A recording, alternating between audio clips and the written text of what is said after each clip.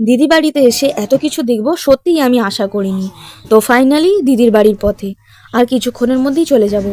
এত অপূর্ব একটা জায়গায় এসেছি, তোমাদেরকে ভাষা ঠিক বোঝাতেই পারবো না।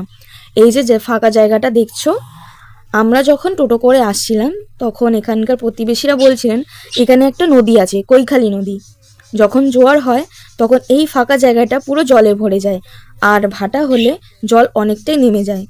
শুধু নিচু জায়গাগুলোতে একটু জল থেকে যায়। শুনে আমার তো বেশ ভালোই লাগলো। আর এখানকার মানুষগুলোও খুব ভালো।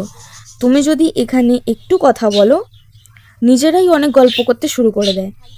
আমরা যতক্ষণ থাকি না কেন, সবাই যেন আমাদের সাথে কথা বলতে চায়, এখানকার গল্প শোনাতে চায়। এটা শুনতে বেশ ভালোই লাগে।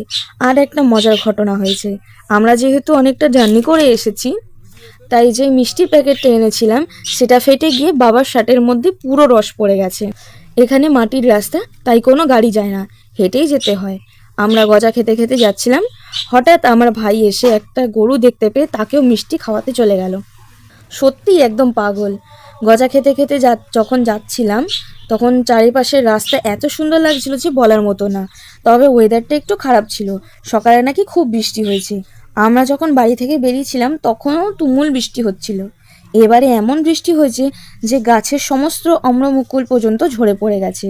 আচ্ছা বলো তো, শুধু আমাদের এখানেই হয়েছে নাকি তোমাদের ওখানেও হয়েছে? কমেন্ট করে জানিও।